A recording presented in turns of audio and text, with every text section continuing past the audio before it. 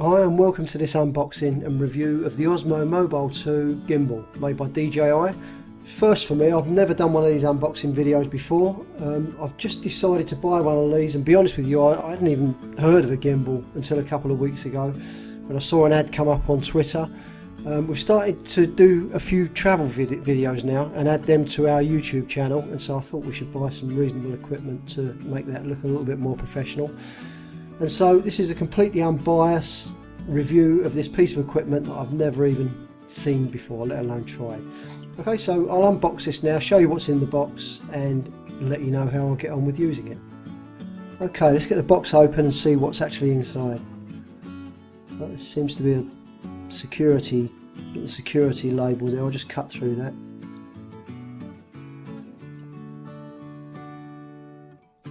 And if I can get inside. Okay, some paperwork here. Looks like a little quick start guide on the top there. Probably in about 30 different languages. So there's only a few pages, probably about 5 pages showing it in English or whichever language you want. Then there's a DJI support card there. You can get support on Facebook Messenger and the usual disclaimer and safety guidelines. So let's see what's inside. Okay, it's a tough, like compressed polystyrene box. Looks pretty solid, and being polystyrene, I don't suppose it weighs much, so it would be ideal for keeping the gimbal safe while you're travelling. Let's get inside.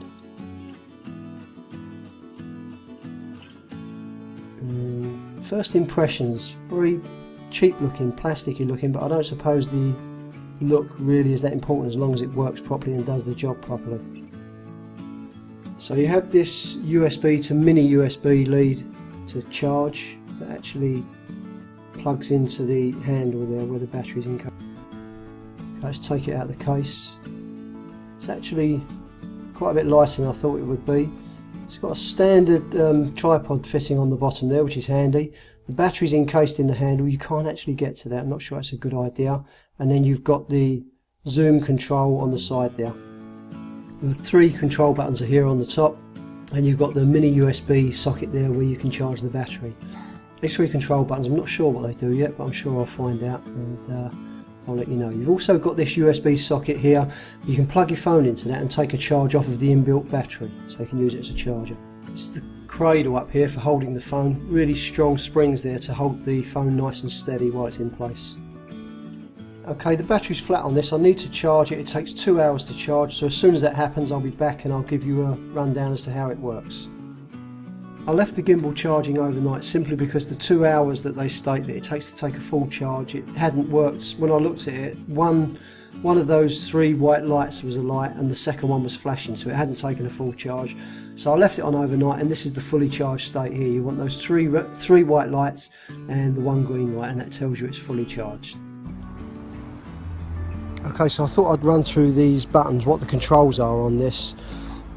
You've got the 3 buttons here. This one here is just a toggle which will work as a joystick to move the camera at different angles. I'll show you in a second.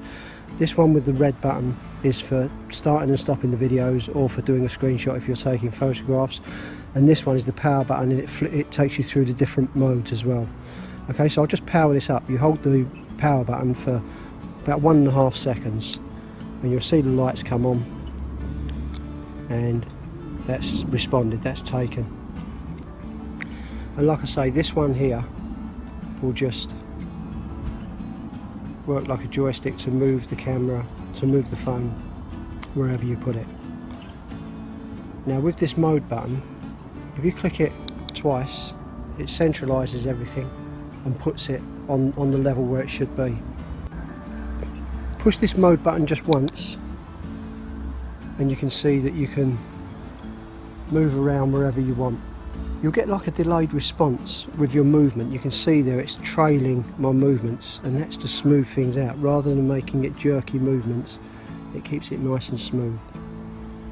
Now if I hit that mode button once, say if I'm on that purple colour bush there, hit it once, and now if I try moving, it won't, it'll just stay focused on that one point. You can see wherever you move it, it's staying on that one point. And again, hit that mode button once and we're back to freeform where we can move wherever we want. So that's how the mode switch works. That's how the joystick works. Moving it up, moves it up, move it down, brings the camera down. And then to record and stop recording, you just hit that button with the red dot. And the zoom function is just on that button there. So you pull it down to zoom in and you push it up to zoom out. And that's it, that's all the controls there are. So what I thought we would do is, rather than just finishing the unboxing video at home, I thought this is a beautiful morning, we'd come out and we'd do it here at Greenwich Park. Absolutely stunning place, and early in the morning you've almost got the place to yourself. It's amazing. As you can see, Pook's jogging to keep up even though I'm just strolling. The menu that comes with the app, there's so many different functions on it. I won't go through that now. This is purely about unboxing and just showing you the basics of the device and getting it up and running. But what I will do is show you this. I've got it locked on, so it's locked onto my face now, and you can just move wherever you want with this and it will just follow you. So just walking around, you can see that just picks up and locks onto that facial recognition, or anything at all. You can focus onto anything at all, and it will just stick with it. So you can have this on a tripod, you can be walking around, moving around, and it stays focused and following whatever it is that you've chosen, whatever you've selected on that one recognition spot. You'll see on this clip here where I've tried to use the zoom function, it was a bit wild, it was really crazy and uncontrollable. But all you need to do is go into the app, click on settings, click on camera, and then down the bottom of those settings there you'll see zoom sensitivity. You can slow that right down and make it much more manageable. So it's something I'd recommend you do straight away because the zoom is really crazy. I'll finish off just demonstrating how it handles when you're walking around, just to show you how stable it is. Sometimes you'll see a little bit of bounce with it, but I think that's just getting used to the actual device. This was the first time that I'd ever actually tried using one of these, and I was more than pleased with it. So I'll just finish off now with a stroll around just to show you how steady it is.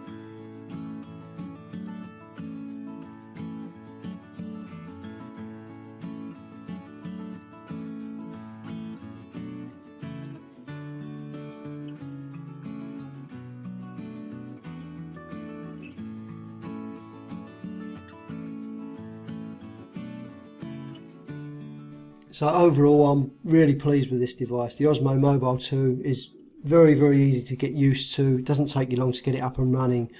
It's just a case, little things like that bounce I was talking about, you can quite easily start to correct that after a few minutes once you realise that you're actually doing it. When you play back some of your videos and you see it, you can compensate for that just by the way you walk or the way that you hold the device.